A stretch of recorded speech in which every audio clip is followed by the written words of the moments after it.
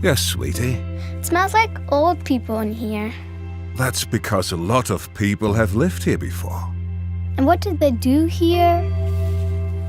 Well, I guess, just like us, they kept themselves busy. They ordered food and tried to keep things tidy. They collected all sorts of useless stuff. Just like you do. And of course, they found hidden treasures. And one of them was a pilot. Of course. No, wait, a space pilot. With robots. Flying robots. Okay. They celebrated They created pieces of art. and threw them out the window. Speaking of that, there is still a lot for us to do. But first, ice cream? Ice cream.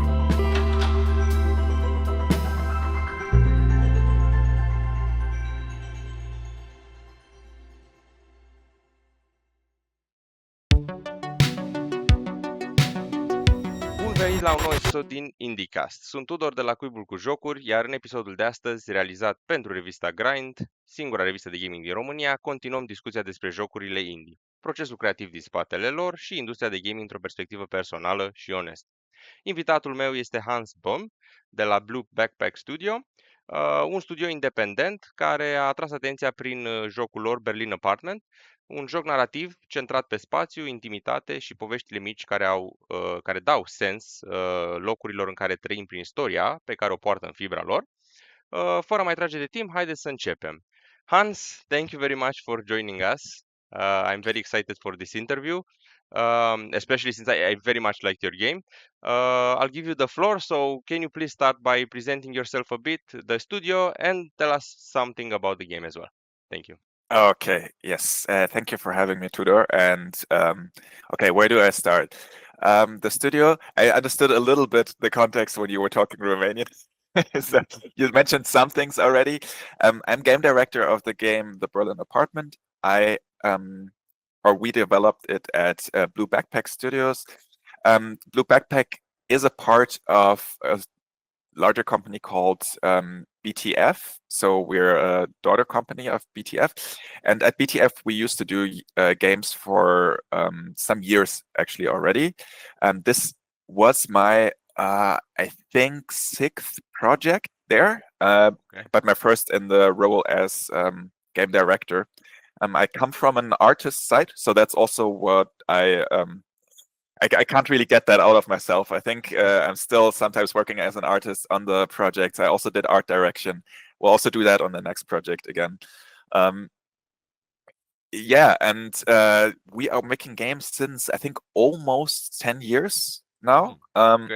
We started out with a game called Trüberbrook. The special thing about Trüberbrook, it was very simple because we started with a film background also. So me and a colleague, we used to work in the post-production of the bigger company, so post-production in movies and series. And we started with a more simple game, which was a point-and-click adventure. But the special thing about it was the look, that it looked like real miniature worlds. I mean, in fact, it was real miniature worlds that we scanned and photographed. And that kind of was the kickoff start. Or at least that was the first bigger project that we did for games. We did smaller ones before. And then we tried ourselves a little bit later on.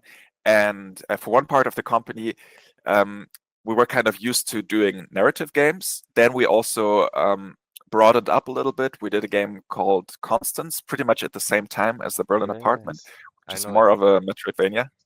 Cool, you know it. Nice.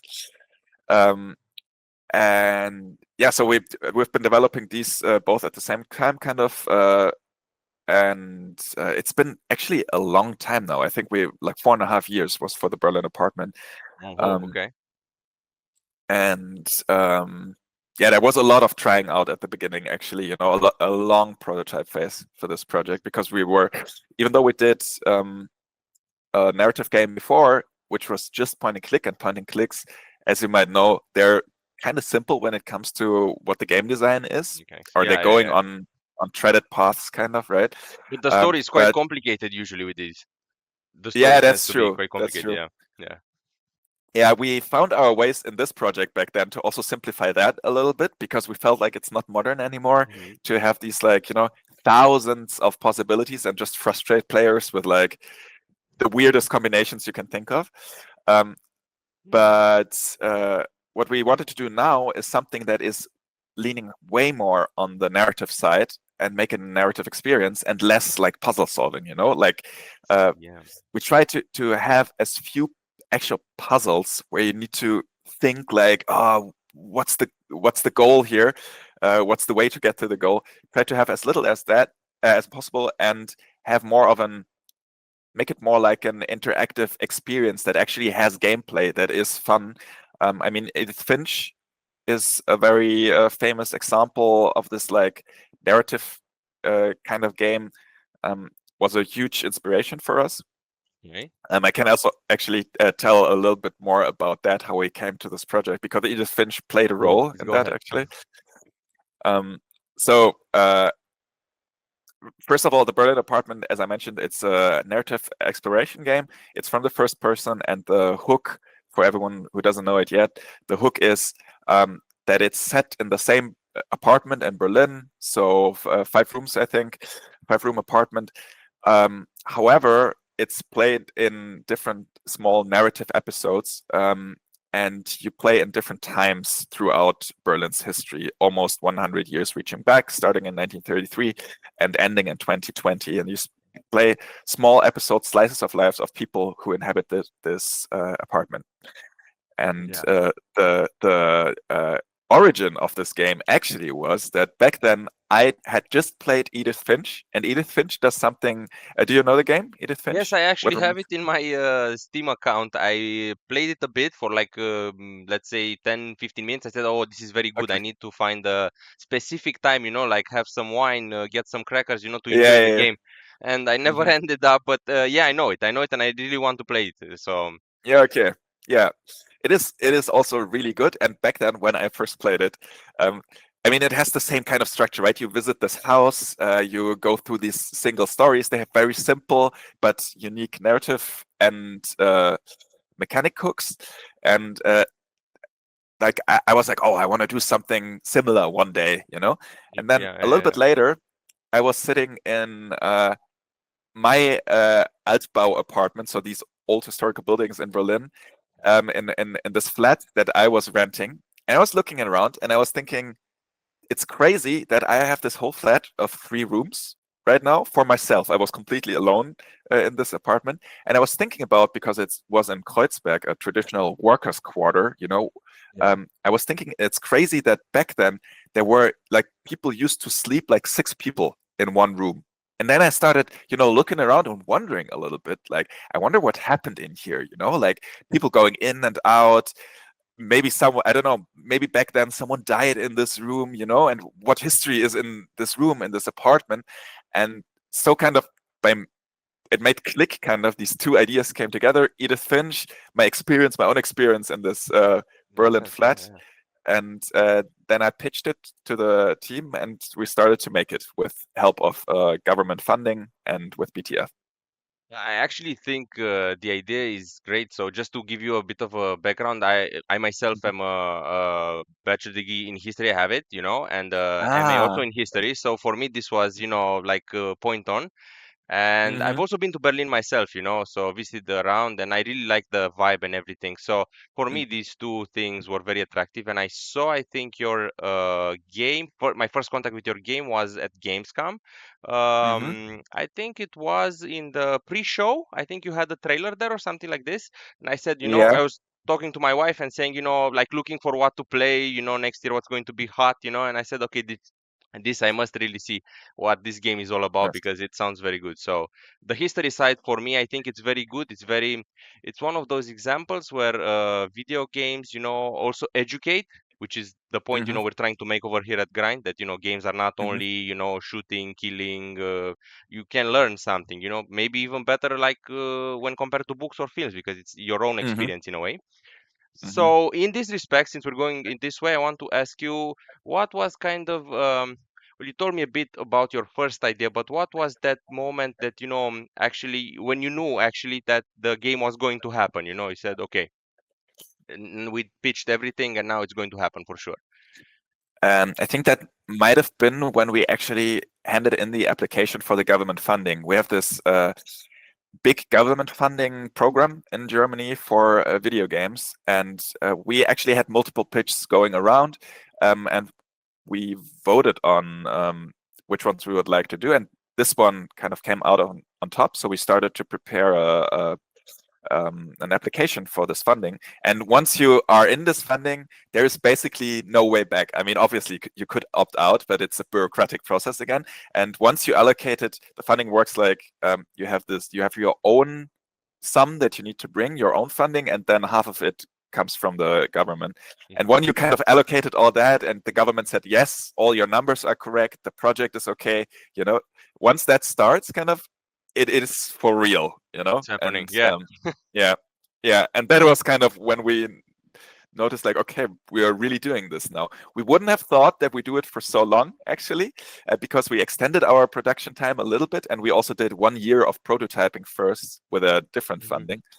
Wouldn't have thought to do it for so long, but we just had to get into this genre, It took some time. So right now, a question that came to my mind, you did tell me a bit about how you ended up with choosing Berlin, but I'm curious if there were any other reason, because I know Germany, I visited a lot. So from north to south, from east to west, there are a lot of nice places, Berlin included, of course. But how did you choose? Because there are so many choices you could have made. That is a very good question, actually, because I'm also not originally from Berlin, and there, like, if I think about it, there would also be some other cities that come to my mind for interesting settings. However, I think one thing that is very special in Berlin is that you have this condensed history here everywhere, especially when you're talking about newer history, kind of the past century. It is just everywhere. It was a super central point in the Weimar Republic. Obviously, afterwards, during the Nazi occupation or the Nazis, it was obviously also their center of power. And then in the Cold War, I mean, it was one of the hotspots of the Cold War, right? Yeah, it was the epicenter, if you come think of it. Yeah, exactly. It split, the two worlds met, actually, east and west. Exactly. And you had the wall going around Berlin, and I think that is a very unique thing about Berlin. You can still find some pieces of the wall here. You have many museums. You still find buildings from the Weimar Republic and from before the era called Gründerzeit. You kind of, if you walk the city, you feel it everywhere, and I think that makes Berlin so special. Together with its, it was always very attractive for artists, right? Not only since it was kind of cheap in the Cold War era, but also before, it always had some attraction on artists, and I think you can just feel that here, and that is why I think many people in our team are also fans of history podcasts themselves, and they're very interested in this topic. And it's just, this city just has so much to offer in this respect, and kind of made it more or less. I mean, we're also based in Berlin, our team, but made it more or less obvious that we want to go with this city. Also, there is some marketability in that, right? If I would pick my home, like the city closest to my hometown, Heidelberg, that would be kind of, not many people know it, but I think people all around the world have heard the name Berlin. Yes, at some point, right? Yeah. There is some sort of centralization, I think. Maybe less in Germany, but in Romania, for example, Bucharest is the biggest city. It's where you have the most opportunities, etc., etc. There are some other centers, but usually it's the capital that where you find everything, and including people knowing about it, because usually in history class, whatever you study about the capital, country capital, if you want to learn a bit of it. So one question that I really had in mind from my historic side, so to say, how much research did you actually put into this? Because for me, as a historian, it felt very well researched. Oh, thank you very much. That is actually a high honor to hear from an historian. We researched a lot, actually. I have Notion pages over Notion pages of research. There is also a lot of observation when it comes, again, I'm talking a little bit from the artistic perspective, from the visual arts. There's just a lot of perspective and architecture history in there to look how these typical buildings that you see from the time back before the war, how they look, how they looked after the war, how they try to recreate this aesthetic, but then also what were typical topics, what were the lives like in certain parts of history. That required a lot of research. And we also had some people to whom we reached out for specific questions. So, for example, when it was about the Jewish cinema owner, we reached out to an initiative here in Berlin that is especially about Jewish life. It's called KIGA. It's Kreuzberger. I tried to translate it, Kreuzberger Initiative Against Anti-Semitism. So they kind of they gave us a workshop, they made us aware of what common pitfalls are when you're telling stories about Jewish people, especially living in under the Nazis and before the Nazis, the persecution of the Nazis. You know what common pitfalls are, what stereotypes are. They helped us a lot with that. And then we reached out also to people a little bit about the science fiction in the GDR. There was also one of the topics in our game, right? Yes, towards the end. Yeah. Also a lot of observation there again. The GDR had their own movie studio where they tackled some science fiction movies. So watching a lot of them actually was one part of research. And yeah, just here and there, always reaching out for short times for people. So long answer for an easy, or a long story for an easy answer is a lot of research, really. But it was also a big part of the fun, to be honest. Yeah, I can imagine that because we know I actually we're coming from a ex-communist country, so a lot of the themes you touched in there, were somewhat similar because, for example, there was a lot of the secret police was also very involved in propaganda in Romania as well, trying to, direct artists to create certain types of art, So a lot of those things for me felt very real, even though I did not live during those times, but I've heard Yeah. stories, so it made me connect a bit better with earlier generations, so to say. I want to ask you something, let's say, a bit more philosophical, in the sense that what would you say the apartment symbolizes beyond its physical location, of course, for you, for the game, however you want to put it? Wow, that is very deep. I think you one thing that you said right now actually already sums up the what it symbolizes pretty well. It is the relatedness of human experience through time. Very weird sounding or very fancy sounding phrase. No, I actually got but that. It makes sense. yeah, it is this kind of like that was something that was really important to us. We're telling all these different stories throughout time, but we started off with situations that were relatable to, let's just take one example. The cinema owner has to leave his flat because he's not welcome in his neighborhood anymore. We started out with this feeling. We gathered a lot about what is typical for inhabiting a place. You renovate it, you live in it, you work in it, but at one point you're also moving out again, very often at least. And we took this typical experiences and we coupled them with special situations. So moving out, leaving, packing your things, but what if we up the stakes and actually you have to move out? And that is a part that, like many people in German and Berlin history, actually had to flee. Not only the Jewish people before the Nazis and during the Nazi the Nazis' reign, Regime, but also regime, yes. But also in the GDR, right? Many people had tried to flee from the GDR to the West. And in every episode, we try to find this relatable moment of what it feels like to inhabit a space, to be in a space that you call your home, but then put it in a different context in history, different stakes that are like different things that people can lose or can gain, different situations, outside factors. So yeah, relatedness was one of our core pillars that we try to push through with all the episodes, and also in this kind of hub episode in 2020 where the father tells the stories about the former inhabitants. He also always tries to make a connection to themselves, and they also afterwards talk a little bit about the story. So the little girl that you play, she also feels very related to the people, saying like, oh, maybe that is the nest of the bird from then and there, or maybe that's the Yeah, flat where yes. Kolya lived, yeah, exactly.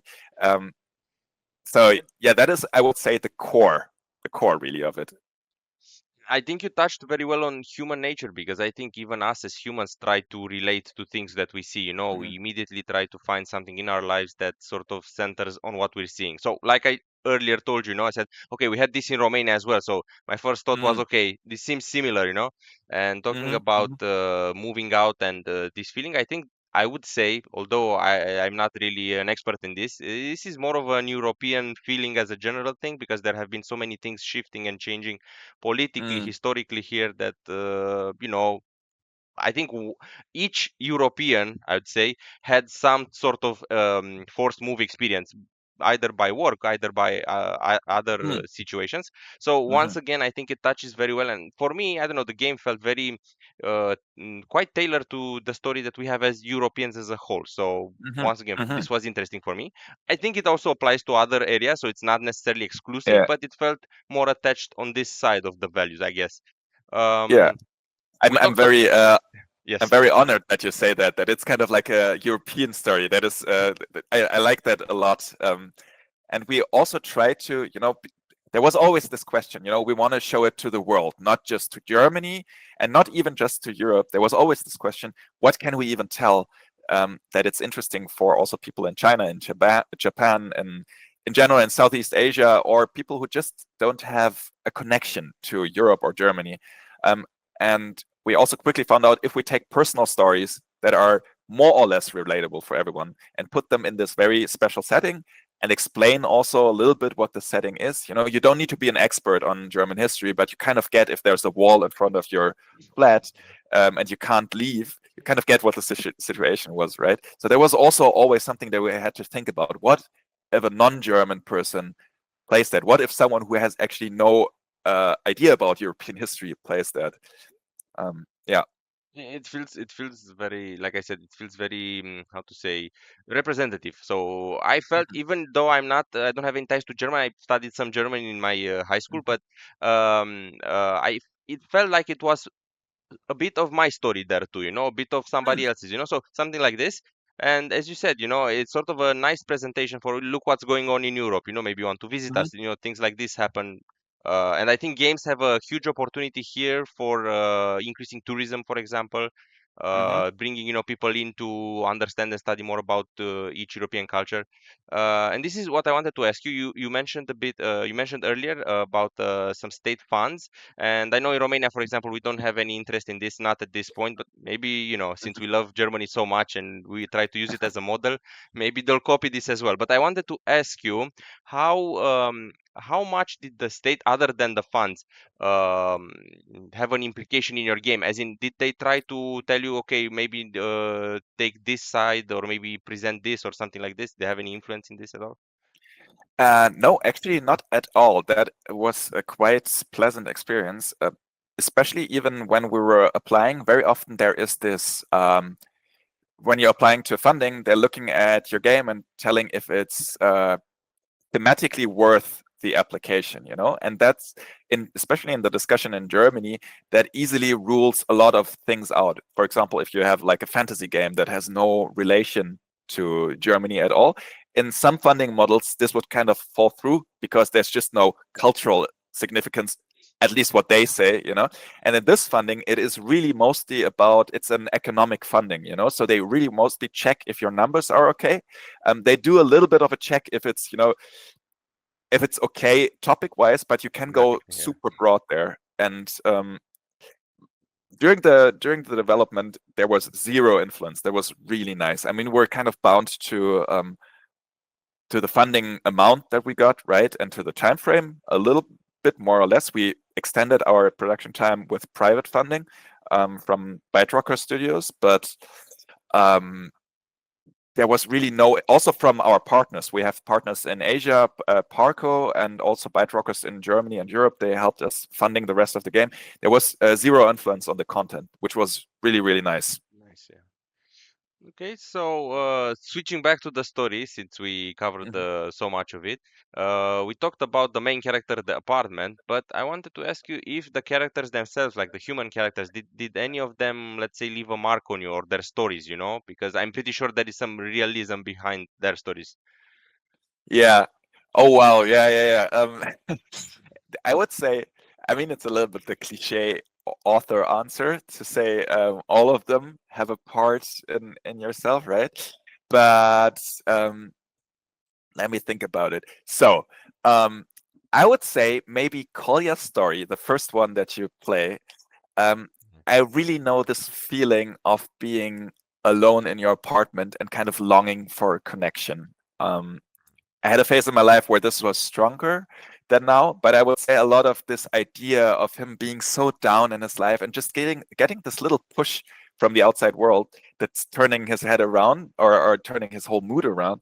Um, I would say that is really a personal story for me. Um, really like heartfelt for me. The 67 episode, I think almost every creative person can kind of relate to, this outside influences coming in all the time. There's also a lot, like some people in the team and also me, we are big fans of this retro sci-fi look. We like 2001 Space Odyssey, we like Solaris, all these old school science fiction movies. And we were so eager to recreate this look, and also to kind of, pour our fascination for this kind of science fiction into a character.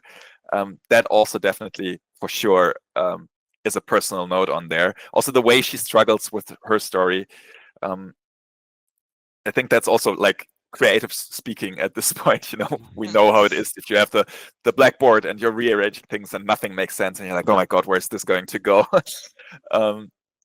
Yeah, and I mean, I think those are the more personal ones. There is obviously also, when I'm asking my grandmother how her life was, she tells stories about the early war and also especially how the life after the war was. And there is some personal aspect in the 1945 story there as well, because it's just so crazy to hear from her what they kind of had to go through as normal people right after the war. We also like this whole story is based so much on eyewitness reports that we read online. People who said like a lot of beats from the stories are heavily inspired by stories actual people were telling. So that is it's not that personal, but it kind of feels close to home because I have this connection also, and I think most people have this connection in their family somewhat. We had somebody on the podcast, I think earlier this month, and they were saying they made a point, and I sort of thought about that. They said it's very easy to make people feel something if you're doing a horror game, right?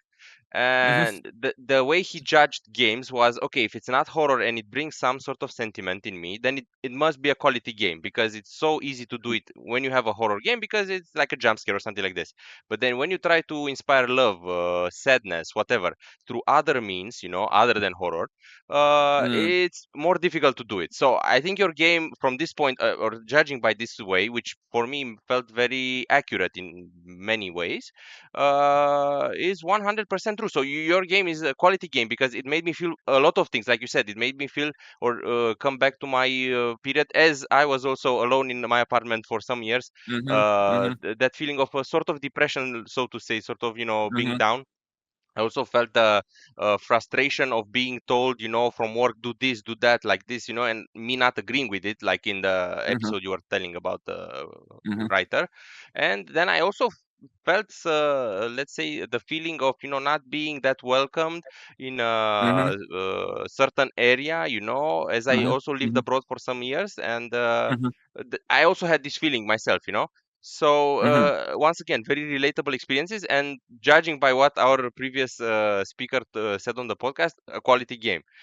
Mhm. Um, Thank you. what um, I wanted to ask you actually, and we usually ask people this: did you have, or did you end up having to cut certain parts of the game because of funding situation, not necessarily because of you couldn't do it. You wanted to do it, but you couldn't do it. Um, yes, definitely. Actually, the game would be twice as long. Actually, we miscalculated a little bit. We thought we would need half the time per episode, and at the beginning we were planning for 8 episodes, or for 9 episodes instead of 5. Um, we had also ideas for beginning of the century 1900, when the building was just freshly built. We had one idea for the First World War, and actually let me think, there was, I think, one more that was a little bit more heavily leaning on the Stasi influence on people's life, and we had one more that was in 2004, a more modern setting, of a shared living situation in this apartment Yeah. of students. And yeah, it's very sad that we had to cut them, but it's just production reality. We noticed we're taking much, much, much longer, and then we had to focus on certain parts of the story. And I think what was really clear quickly is that this was a very moving part of Berlin's history, and also we wanted to have this kind of bundle. We wanted to have like not too big of gaps in between the stories, to also show some consistency throughout. In one moment there is this open street, then in the other one it's bombed out, then you have the Berlin Wall. So the years between the episodes are kind of more or less even, and then you also have the hub episode in 2020. So we wanted to make this nice little round package out of it. If we would have more time, we would reach further back in history, but yeah, sadly we didn't have that. Actually, yeah, I felt this linearity in the game, and that's actually pretty good because, once again, as a, let's say, connoisseur of history, this made sense for me. Mhm. And I'm also thinking at the people that don't have an interest specific in history, and Mhm. you can make the connections quite easily, even if you don't have, it started with this, continued with this, then ended up in this, Mhm. and now we're in modern times, so it makes sense. Mhm. Um, Mhm. I really wanted to ask you something about, the future of the game in terms of DLCs or any additional packages. Are you planning on that? Since you said you had so many ideas that didn't really enter the game. Yeah, I think the team would love to make DLCs, but sadly the financial situation, like the market doesn't allow it right now. This game was quite expensive to make, and the revenues are not high enough for us to continue working on it, um, which is really sad. I mean, from one perspective, this game was a real success because it has one of the highest ratings we have ever received. It is covered by a lot of media, even the New York Times, which was Wow. a new one for us. Yeah, that was crazy. But on the financial side, it looks a bit more difficult. The price policy on Steam and other platforms is really harsh. So people are judging a lot. Like, this is a 4-hour game. Why should I pay 25 euros if I could get another game that is 20 hours long for 25 euros? I mean, I also have my opinion about that, right? But yeah, Yeah. all in all, it is very hard for a game like that to make back its money. It will take quite a long time for it to make its money, and we need to focus on some other things now, to produce some other things, which maybe make us a bit more financially stable. Because I think it's also within the genre. There is Yeah. these like flashy games, like, I don't know, be the first one to beat the bosses in Hollow Knight, in the new Hollow Knight, and everyone is like crazy. I want this game right now. And our game is a little bit like, it isn't putting itself like very strongly on you, right?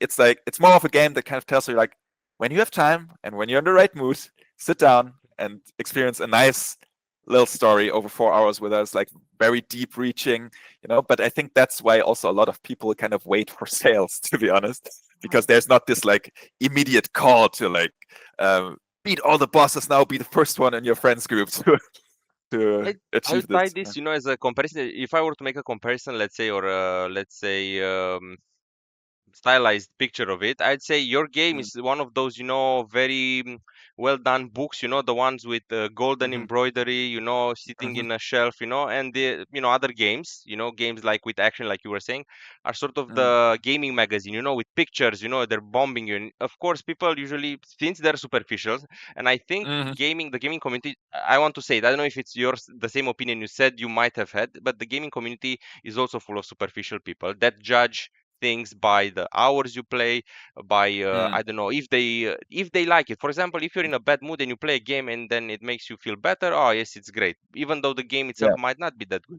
So the point is, yeah, sometimes not it's not always the best things from a, let's say, historic point of view or from a written point of view that win. It's usually the ones that attract more attention. But from my point, for me, for example, I would Mm, favor your game over others because it mm, has something to teach. So this is very, nowadays, I think it's quite rare in gaming. They mhm. usually try to hook you up somehow Yeah, to yeah, yeah, yeah. play, to get points, to have some in-game payment or whatever. Mm, Your game is mhm, basically like in the old days. So for me, this is like you said. I also have a fascination, and here at Grind, we also have a fascination with retro tech and stuff like that. So mhm, tying it to, it's like in the old days. When you played the game and you had something to reach out, to in the game, and also in the end, you had that feeling, like that sadness when the credits were rolling. Oh, god damn mhm, it, I finished the game. I'm so sad mhm, about it. Nowadays, mhm. most of the games you don't feel that. It's like, okay, finish, let's do the next one. They have a trillion sequels. So Yeah, for it's me, true. it makes sense, absolutely what you're saying. And I really hope the world would change its views from this point of view, especially Mhm. the gaming community, to support more these independent projects. But I have my Yeah. doubts. Yes, But yes. I, I subscribe to everything that you just said. I just wanted to add this one thing. I understand on the one hand because my own way of buying games. I'm also obviously my cart is full when there is a sale, right? And it's kind of the industry. It's almost a little bit broken because now people, and me included, are so used to sales that many people rarely buy at full price, which is kind of sad. But then one thing that really puzzles me, and maybe that is the creator speaking, one thing that puzzles me is that no one goes to the cinema and says like, wow, this movie was only 1.5 hours, it was the best movie I've ever seen, but only 1.5 hours, it wasn't worth my 15 euros. Or like they're saying like, this movie was kind of shit, but it was 3 hours long. Okay, it's a kind of good review. That also doesn't happen. And honestly, my own the way I play, if I have a great time in like 2 hours, I'm really willing to pay money for that, because I want, as you also said, I want experience that touch me, that kind of also feel like me, a game for me a little bit. And Yes. especially as we get older, we have less time at our hands, less free time. And sometimes I even really value these short games, that I'm like, sometimes I feel, for example, in Last of Us is one of my favorite games, the second part specifically. And I really love it. But for these super long games, I always reach a point where I'm like, it was cool, but now I have to still finish, and it's like 5 more hours. Exactly. Jesus. Yeah. No, it's actually a great point you're making. I actually would have made it myself if it came to mind. But I Hmm. actually said this. I had this holiday break, like 2 weeks, which is sort of Hmm. rare for me because usually me and my wife go. If we have a break, we go somewhere on holiday to visit somewhere or do something like this. So I don't have time specifically to sit at home and play games. So for me, it Hmm. has become a whole philosophy to actually find games. I usually search on how long does it take to finish this game, to find games that are short and meaningful, especially because when I sit down, I want to, in 2 or 3 hours, like I told you, I want to have my wine and crackers and go like, Hmm. okay, I want to fully enjoy this. If I do this now, and then I have to split like a huge game, like you said. For example, Hogwarts Legacy. So we bought Hmm. Hogwarts Legacy last year or 2 years ago, whatever. And when it came out, my wife actually played it because she had some time. And then I said, no, I'm going to wait for a big long gap, when I can actually enjoy the game. So I never have actually played it up to this point because it's like 15 or Hmm. 20 hours long. So I'm Hmm. like, okay, I'm not playing it for 5 hours. Then I have some work issues for 2 or 3 days. I forget the story. I have to start again because, continuing with the next 5 hours doesn't make any sense for me. So Yeah. once Right. again, great point. So yeah, shorter games for me actually as we're getting older, and also as I think we have less. patience for me, especially. I have less patience, Mhm. to wait and to see the whole story. It's like, what the hell is going to happen? I just want to know. It Yeah, also makes true. sense. So, Yeah. uh, very good point. Um, I want to ask you now, like going back to the community, how was the reception of the Berlin apartment in general? And can you tell us some funny comments that you received from fans or players? Because Uh-huh. Um, yeah, that is actually a fun thing to scroll through our Steam reviews because there is some unique things in there. So general the reception, I couldn't be happier. Really, I was really nervous towards the release because I mean I obviously know all the little ins and outs that don't work about the game. I know all the bugs and all the little bit cranky parts. And I was really nervous if people will like it, but people liked it a lot. And as I said, I think it's one of our highest rating games on Steam right now. And people really feel connected. And all the reviewers also wrote that it's, like a really honest reflection about human nature. And one thing that it was super surprising, but also so wholesome for me, is that the people who wrote about this game, the people who reviewed this game, they got very philosophical and poetic in their articles themselves. And I think it's because this game kind of inspires people to do so. We give out these stories and try to be poetic, try to be philosophical, to try to strike a deeper nerve. And with this, people feel like they can also do that, and that really comes down. There's some beautiful phrasing in some of the reviews. There was one person on a Steam review who wrote like, "It feels like walking. I've been walking these streets forever, but at the same time, it feels like I've never been there." And I mean, he put it much, or they put it much more beautiful in their review. But it's like, whoa, okay, wow, we actually did that that's with deep. our game.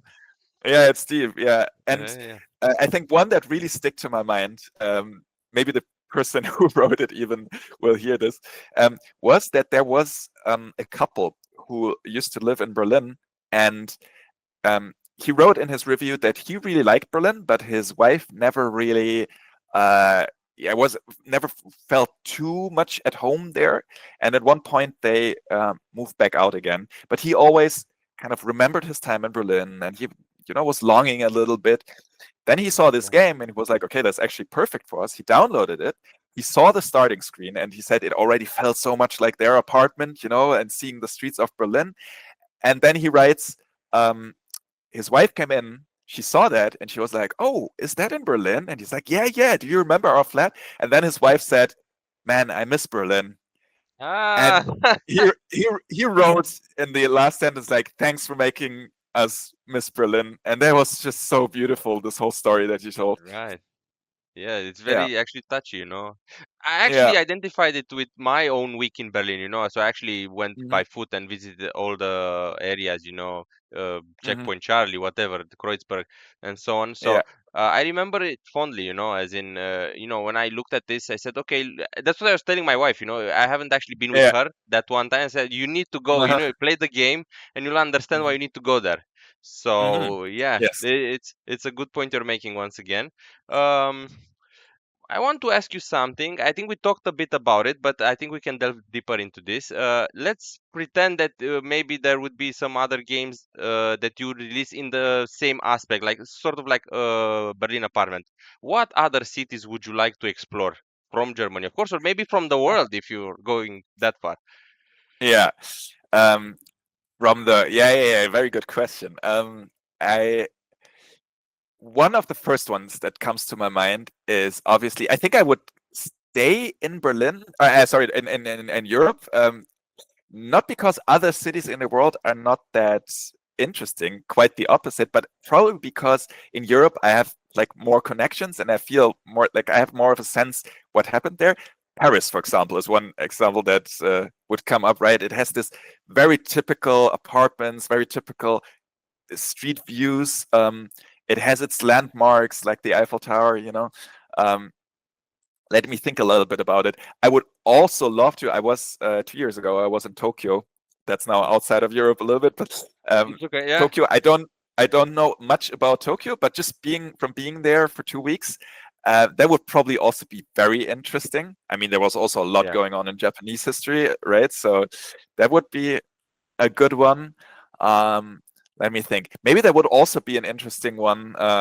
Also contrary to what I said at the beginning, but maybe New York would also be a very interesting one, because New York has this very rich history of immigration, and it started kind of small, and then these high rises coming up. That And would it's be a also quite seen a lot interesting one. as a city, I think. I mean, there's been a lot Exactly. of historical happenings, recent historical happenings there. Yeah. Also like this. What else? I mean, Europe is just so full of cool cities. I mean, I've Warsaw is something that's coming to my mind immediately. Yeah. Also, maybe Amsterdam would be super cool Cool. with its kind of Yeah. special structure. And I've been actually also a few years ago. I've been to Romania, and I've been mostly to Cluj, Napoca, and Okay. um, that was also, it left an impression on me. Maybe a Romanian city would also be. I sadly haven't been to Bucharest yet, You need to but come. I mean, I think it fits with the Berlin agenda in the yeah, sense that it's also a mix of, like you said, the Paris Western culture, but also Eastern. We have communist blocks and stuff like that. yes, So yes, it's also the Turkish influence, also a lot uh-huh. of immigrants. We also had not a lot of immigrants per se, but let's say Mhm. how to say, cultures, in the sense that like Yeah, historic cultures mixed together. So definitely, and yeah, some immigrants nowadays, so there's also that. uh-huh. Yeah. um we have everything, so yeah, definitely worth trying. So if you ever end up in Romania, in Bucharest more specifically, don't be a stranger. I'd Mhm. really love to show you around. Oh, So that would be great. Yes, definitely. right, so what kind of games would you personally make? So this is another philosophical question. Mhm. If you would have, let's say, infinite funding, so what would you center yourself around? Whoa. I've been working so much in in the industry and trying to, make things work with fundings that I Budgets, yeah. haven't asked myself this question in a very long time. um, I think it would probably be so if there would be no if I could just freely experiment, and also especially if there would be no if I wouldn't be bound to this game also needs to be financially successful afterwards. I would love to do something very poetic and very metaphoric, something like Journey, for example. Hmm. Um, something like also maybe something that's more narrative, something that tries to find new ways in the genre, like the Stanley Parable. Yeah. Those would be games that I would absolutely love. Doing a bigger sci-fi game would maybe also be Makes a sense. thing. I personally, when I'm playing, I like story-driven RPGs a lot. I've never had any contact with that in production because RPGs are also kind of hard to make. But maybe if like money wouldn't be a thing at all, maybe I would kind of dip my toes into that direction. Right. I feel that the German space for me represents this how to say, mecca sort of point and click adventures. I've actually Mm-hmm. been in my childhood a big fan of the Art of Murder series. I don't know if you know it. Mm-hmm. It's a very small game. Mm-hmm. There have been some other games, but usually it's been this like constant stream of point and click games that Mm-hmm. usually were released because of fans, like you were saying, in German, Yeah. in the German language. And I remember playing the demos and not understanding squat in German. I was like, I'll play it anyway because I want to understand. I want to get the feeling, and you still get a lot of how to say, yeah, sentiments. A lot of Mhm, ideas, even when not understanding the direct message that's being communicated to you. So. mhm. Um, Actually, I am going to tie this to my next question. How did you approach voice acting and sound design in the game? Ah, so voice acting was a little bit of an addendum later on. So we had a long state of the production where we just had text in there, which was also to save, like, that is one learning, which is, oh, wait, my cat. Ah, Hello. um, which is also really a learning because we shouldn't do that. The game felt like much less without voice acting. And once we had the voice acting, and it was like, okay, this is actually an emotional game. We approached it in a way that we have a studio here in Berlin that we like to work with. It's called Recorder Studios, and they also did some of the casting for us. That's one of the services they offer. Also, we had with our connection to this bigger movie company, BTF, we had possibilities to use their connections a little bit, and then also just reaching out to some people ourselves. But then recording it all with Recorder Studios. They did all the mixing, just send it to us in snippets. That was really nice. And then we had a sound designer, Marie, who basically did all the sound design, and she also helped us with the implementation of the voice acting and the implementation of the music, especially because our musicians were just purely musicians. They didn't know how to include things in a game engine. That's all what Marie did. And she had a lot of freedom during her production. The only thing that in early talks, when I talked with her, I said was, we have this stylized look, but to make the world feel truly alive, we need to get a lot. We need to tell a lot with this, with the audioscape. Kind of. Right. How does a Berlin street sound? That needs to be more realistic than the visual style itself to really convey this feeling of what it is to live in the city. Obviously, it's still stylized in a way that there's only certain sounds that we emphasize, right? But I think she did a great job in that, having certain moods, both when you're looking out of the window, but also when you're in the flat, maybe hearing your neighbors walking around. There was also a thing, when you're in the flat, listening to things that are happening in other flats could give you a feeling of you're actually living in a space within a bigger building, or as in the 1989 episode where it was a lot about loneliness, there's like very little to hear from other flats. So that was also a nice mode or a nice tool to just lock in more about this place, about the feeling to live in this place, but also about the mood of each episode to separate it from each other.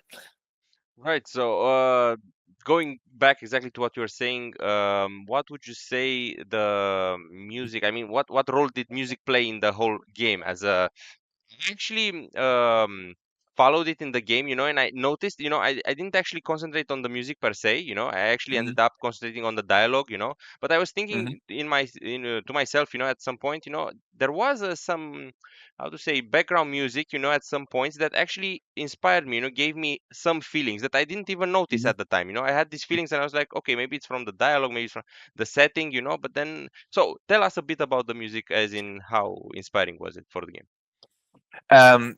Yeah, I mean, for a game that plays so much on emotions and also these intimate settings, music obviously is an important tool, but it's also, you need to be careful with music, because if you're just playing it in a loop the whole time, we also had this in parts of our production, it can get very annoying and very tedious very fast. So that's also why we chose oftentimes to get it, to put it in the background, and just to let certain layers of the music appear during important moments, Right. I can tell you for some examples from the episodes. 89 has a lot of interesting modes in the music, because you, for one, have this like, he's depressed, he's alone, he's just sluggish kind of music, and it's this very slow melody that we also just sometimes add on layers. But then you also have this music when he throws a paper plane across the wall, which is the highlight of his day, right? And then the music changes completely, gets much more upbeat, much faster. I think that was really important to convey his feelings towards the whole situation with the music there. And then we also had these fun little things when he later chooses music to put in his cassette recorder, in his tape player. We could just play a little bit of joke on certain music genres that were hip at that time, right? You have the choice in the game between an 80s pop tape, a jazzy tape, and punk rock. And also punk rock is a big thing. It was a big thing in the GDR, in West Berlin also, and still is in Berlin. and that was just fun to, I think, for the musicians especially, to recreate these styles of music. Then there is one other episode that I want to point out where music was very, very important, which is the 1945 episode. And without spoiling too much, there are these two different situations that you will find yourself in this episode. One is where you decorate for Christmas and you're trying to make your things nice with the very limited possibilities that you have, because this is a poor family right after the war. But to drive home this this feeling of this little girl with whatever she has at hand with her makeshift decorations makes it nice there, and actually some family warmth is coming back. That was very important on the music. And here, for example, we had this problem at the beginning where we just had the full loop playing on and on and on, and it was just so annoying after time. And that's why we chose to have more like, whenever she puts a decoration, there's another layer of music coming, but it just fades again, fades out. And there it is really important. There's really important for the gameplay narrative, or for the gameplay and the narrative in combination, that whenever she puts something on, the room gets fuller with decoration, it gets visually warmer, but also the music gets another layer of almost kitsch, like, cheesy Christmas wholesome music, where at the end, when you put everything on, it's like super nice. And then in direct contrast, it's one of my favorite parts of the game. A little bit of a spoiler, so maybe you need to, whoever wants to play it needs to listen away for a second. You will find a more destroyed part of the building where the music suddenly gets very low, very drony, very in the background, and a little bit threatening, like not super obviously horror game threatening, but this kind of like, something is off here.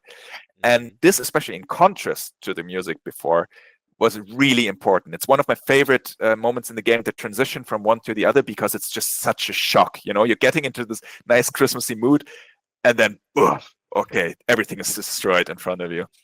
I actually remember this part, a bit sadly, especially since the little girl finds the shells, the shotgun shells on the floor, and she says, "Oh, look, I can use this for decorating," And I felt that was a really emotional part, for I think for anybody who has at least heard a story from their grandparents about being in one of the Great Wars, or both, if that's the case. Okay, so as we're heading down towards the end, I'll still ask 2 or 3 questions, but I have 2 good ones, I think. So the next one would be, if you have received feedback from, I would call them professionals, as in historians or educators. Did you receive any feedback on the game saying, maybe it's good, it's bad? I think in general, we haven't received super much like extensive feedback on that. In general, people outline that it's well researched. And there is actually, I haven't heard any criticism of something like, hey, that is just not realistic, or that's not how it happened, so, which is also a good thing. Yeah, so I think that's actually a very short answer. We get a little bit of feedback, and I had an interesting talk on Gamescom with one historian who was a little bit critical of Kingdom Come Deliverance and how they do you know the game Kingdom Come Deliverance? Yeah, I think it's set in the Czech Republic or something of the sort. Exactly. Okay. Yeah, exactly.